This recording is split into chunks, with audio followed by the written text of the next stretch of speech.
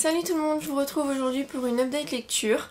Donc j'ai encore 4 livres à vous présenter, je vais essayer vraiment de faire en sorte que ce soit régulier et que ce soit tous les 3 à 5 livres, histoire qu'on ne soit pas dépassé par les événements.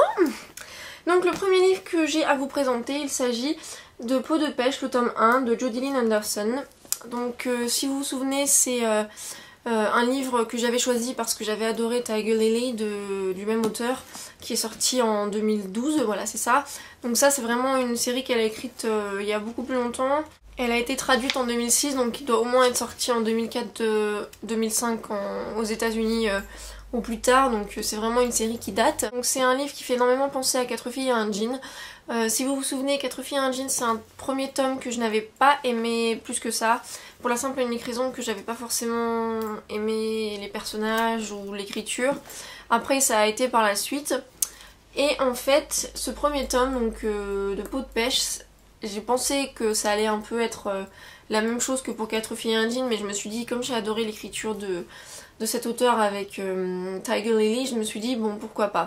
Je suis très contente de l'avoir trouvé et de m'y être mise pour la simple et unique raison qu'en fait c'était très mignon, j'ai beaucoup aimé. Certes c'est vraiment très jeunesse donc ça plaira pas à tout le monde, mais pour le coup je me suis vraiment attachée au personnage et c'est vrai que l'écriture, toujours j'ai beaucoup aimé. On est vraiment dans un livre qui est vraiment adorable et sucré, on a vraiment... Donc ça se passe dans un verger et pour ceux qui aiment les pêches, ça donnera juste envie d'être au printemps et en été pour manger des pêches, pour avoir le soleil, pour avoir... cet esprit, vous savez, cette odeur qu'il y a quand on est au printemps et à l'été, enfin bref, ça m'a vraiment fait voyager en plus parce que je me suis dit, oh j'aimerais bien aller dans un verger aux États-Unis, ça a l'air sympa, bon même si pour le coup là le verger il est un peu en danger à cause des dettes et tout ça, mais j'ai vraiment aimé l'atmosphère, ce petit vent qui est à l'intérieur, je sais pas comment expliquer mais on s'y croirait vraiment et c'est vraiment ce qui m'a plu. Et au niveau des personnages, c'est vrai que du coup, même s'ils sont assez jeunes et que bon, ça manque un peu de maturité certes, mais j'ai trouvé que c'était vraiment un hymne à l'amitié, un hymne à l'adolescence.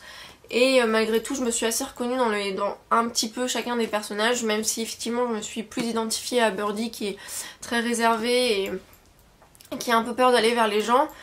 Et malgré tout les deux autres personnages dont j'ai oublié le nom, donc je suis vraiment désolée, je sais qu'il y a Murphy mais je ne me souviens pas du nom de la cousine de Birdie.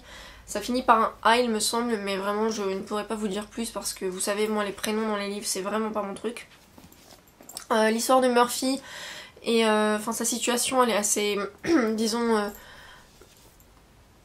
émouvante quoi, on a de la peine pour elle et c'est vrai que j'ai vraiment ressenti de la compassion. Et donc pour l'autre personnage, on ne me souvient pas le nom, c'est vrai qu'elle aussi, elle a une situation et des parents, on se dit, on a envie de leur foutre des baffes quoi, c'est...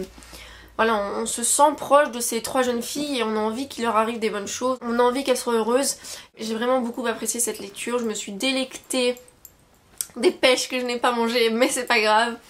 Et vraiment je le conseille à ceux qui aiment la jeunesse parce que c'est vraiment très mignon et j'ai très envie de lire la suite. Ensuite j'ai lu Le ciel est partout de Jordi Nelson que j'avais envie de lire depuis tellement longtemps. C'est le livre que j'avais oublié de présenter dans mon IMM spécial emprunt médiathèque et malheureusement j'ai beaucoup aimé, je lui ai mis 4 sur 5 sur la chronique du blog, mais en fait j'ai pas réussi à rentrer dans l'histoire tout de suite parce que j'étais assez déconcentrée, j'avais pas la tête à ça et en fait j'aurais pas dû vouloir continuer en n'ayant pas la tête à ça, mais le truc c'est que je voulais pas prendre de retard dans mes lectures et du coup pendant les 130 premières pages je me suis... en fait je me souviens pas de ce que j'ai lu en fait parce que j'étais pas du tout dans l'histoire, même si effectivement comme on sait un petit peu de quoi ça parle et qu'on sait où ça mène un peu parce que bon c'est du jeunesse aussi donc c'est assez prévisible.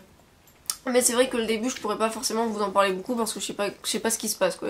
Pour le coup il y a sûrement des détails que j'ai ratés mais bon c'est vrai que après quand j'ai réussi enfin à me concentrer sur l'histoire et j'ai vraiment beaucoup aimé, c'est très mignon. Ça parle aussi donc de 2 sœurs, une des 2 qui meurt, c'est comme dans On fait un vœu d'Alessandra Belen. Et en fait il y a énormément, il y a des choses qu'on apprend qui sont vraiment très touchantes, très émouvantes et c'est pour ça que quand Lenny fait quand Lenny prend de mauvaises décisions, on se dit que bon avec elle a des circonstances atténuantes et du coup bon, on se dit certes elle aurait pas dû les faire mais elle sait aussi qu'elle aurait pas dû les faire et elle s'en repent et je pense que du coup enfin c'est un personnage pour lequel j'ai éprouvé pas mal de compassion. Et c'est sûr que ça doit pas être un moment, enfin c'est un moment assez difficile, d'autant qu'elle a pas de maman, enfin elle les a un peu, elle est partie quand elle était bébé.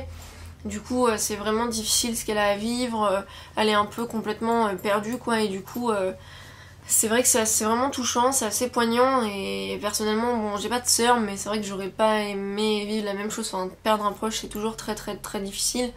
Et du coup voilà, c'est vraiment très beau, et le fait est que ben elle essaye d'avancer, mais elle se sent assez coupable de tomber amoureuse alors que sa sœur est morte, et c'est vrai que c'est mignon, c'est doux tout en étant très touchant, donc je le conseille. Mais si vous voulez le lire et en profiter vraiment à fond, je vous déconseille d'être déconcentré parce que c'est dommage après.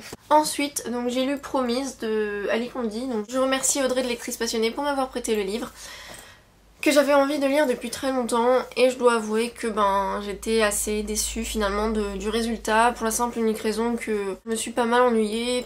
Voilà, il y avait pas d'intensité, pour moi il y avait pas de sentiment. Effectivement, la société dans laquelle ils vivent sont très manipulateurs, ils contrôlent tout le monde, ils ont vraiment chaque chose de leur journée est minutée, mais au-delà de ça je trouve que c'était vraiment les personnages trop des robots, enfin il a vraiment fallu attendre la fin pour avoir vraiment un peu de passion, et c'est quelque chose qui m'a vraiment dérangée. Et le truc c'est que j'ai trouvé que l'écriture et le rythme étaient trop plats, étaient trop lents, et vraiment ça m'a vraiment gênée. La fin est vraiment bien et ça donne envie de lire la suite, mais pour le coup, enfin pour moi c'est pas valable si genre il y a que la fin qui est bonne. Après je sais qu'il y a beaucoup de gens qui ont aimé le livre, donc c'est peut-être que moi, mais moi j'ai pas réussi à accrocher à l'écriture de l'auteur, j'ai trouvé vraiment qu'il manquait quelque chose, et du coup ça m'a un peu énervée. En plus l'histoire bon est bien, mais en tant que dystopie j'ai vu mieux quand même. Et tout ce qui est les triangles amoureux, je trouve que c'est vraiment trop dommage. Enfin, c'est vraiment quelque chose qu'il faut pas faire tout le temps, surtout que là c'est pas cool dans le sens où là on a affaire à deux garçons qui sont vraiment très gentils, très mignons, il n'y a pas de souci. Sauf que là on est un peu dans quelque chose où c'est dégueulasse, parce que c'est la société qui gouverne et qui couple les personnes. Et en gros, Cassia elle est promise à Xander, qui est son meilleur ami, qui est absolument mais adorable et gentil et prévenant. Et au final, pour une erreur d'une expérience, elle va tomber sur Kai et elle va commencer à l'aimer après. Et du coup, moi ça m'énerve parce qu'au final, Xander il est pour rien, et au final, c'est un peu, on va dire, un petit peu le con quoi dans l'histoire, et je trouve ça franchement pas cool. D'autant que je trouve que du coup, l'histoire d'amour entre Kai et Cassia est super manipulée au final, et du coup, on revient vraiment au début, et enfin voilà, pour moi c'est. Voilà, c'était pas, j'ai été vraiment gênée par plein de trucs. Je pense que je lirai la suite parce que la fin est sympa, nous laisse un peu sur un genre de cliffhanger, et on a envie de savoir qu'est-ce qui va advenir, enfin moi surtout de Xander, même de Kai, tout ça, mais c'est vrai que je pensais vraiment que j'allais l'aimer beaucoup plus que ça, et j'ai été assez déçue parce que j'ai vraiment pas ressenti grand chose, et puis j'ai pas forcément accroché au style de l'auteur ou à l'histoire, donc bon, tant pis. C'est comme ça. Et ensuite, le dernier livre que je vais vous présenter, il s'agit de Lune Mauve, le tome 1, La disparue, de Marie-Lou Asnard, donc qui va apparaître le 6 mars chez Flammarion, donc je sais pas quand sera postée cette vidéo, peut-être qu'il sera déjà sorti, c'est possible. Mais je vous conseille vraiment de l'acheter si vous aimez la fantaisie un peu soft, parce que c'est un livre que j'ai beaucoup aimé. C'est un livre donc d'une auteure française. Or je lis pas énormément d'auteurs français, et c'est vrai que là ça a été vraiment une excellente surprise, parce que comparé par exemple à Les Condiers Promise, j'ai adoré le style d'écriture et la plume de Marie-Lou Asnard. C'était vraiment très beau à lire, très agréable, c'était très fluide, même les passages qui sont pas forcément bourrés d'action ou quelque chose comme ça, et ben c'est vraiment quelque chose qui m'a plu. Et ensuite voilà, il y a de très bons éléments dans ce livre. Personnellement, donc, je me suis identifiée et beaucoup attachée au personnage principal, Sélénée. Quand elle arrive dans un lycée parisien un petit peu bourgeois, on va dire, elle se sent un peu à l'écart parce qu'elle est un peu différente, et c'est vrai que tout ce qui est présenté dans ce livre en matière de lycée parisien, c'est exactement ce que j'ai vécu. Et pour le coup, je me suis dit, je sais pas comment l'auteur a pu écrire avec autant d'exactitude, parce que beaucoup se diraient ouais c'est exagéré, mais je peux vous dire que les faits qui sont relatés dans ce livre sont d'une véracité incroyable. Et franchement c'est malheureux à dire, mais c'est vraiment ce qui se passe dans les... Enfin du moins dans le mien, y a des gens qui se prenaient pour Gossip Girl, qui faisaient du mal aux gens, enfin bon c'était du grand n'importe quoi, et là c'est un peu pareil, il y en a qui se prennent pour les rois du monde. Donc c'est vrai que tout ce passage là où elle doit apprendre à s'intégrer à Paris, tout ça, ça a été vraiment quelque chose que j'ai pu enfin c'est vraiment quelque chose que j'ai pu ressentir parce que ça m'est arrivé. Et ensuite je connais très peu la Bretagne, mais c'est un coin que j'aime beaucoup malgré tout. J'y avais passé quelques jours quand j'étais en 3ème, donc j'avais 14 ans, et c'est vrai que ce paysage des côtes bretonnes qui est dépeint ici, ça me donne vraiment envie d'y retourner, de prendre un peu l'air. Et en fait, donc le côté un peu fantasy paranormal du livre est vraiment pas mal aussi.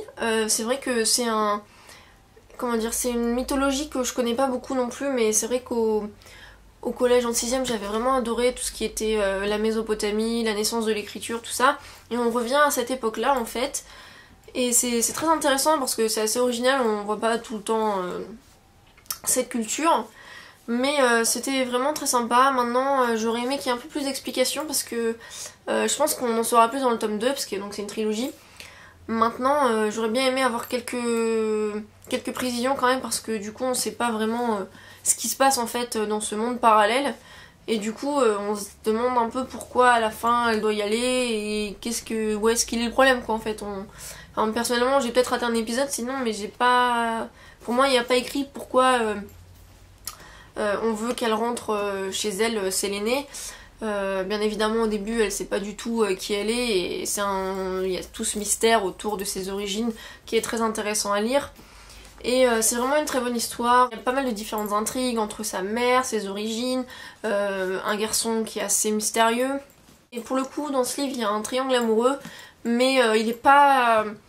comment dire, c'est pas un vrai triangle amoureux pour moi, parce qu'il y a des choses dont on se doute. Et en même temps on sait que voilà c'est... Comment dire, on sait que y a quelque chose derrière qui va pas, et que de toute façon elle finira par aller avec le bon. Et sinon la fin est très bonne, enfin c'est vraiment un très très bon livre. Donc je ne peux que vous le conseiller. Et j'ai très hâte de voir ce que va donner le tome 2 qui va sortir en mai prochain. Donc voilà, c'était mes lectures de la semaine, enfin des derniers jours depuis la dernière update lecture. J'espère que vous avez eu de belles lectures vous aussi. Je vous souhaite une très bonne semaine et je vous fais plein de gros bisous. Bye!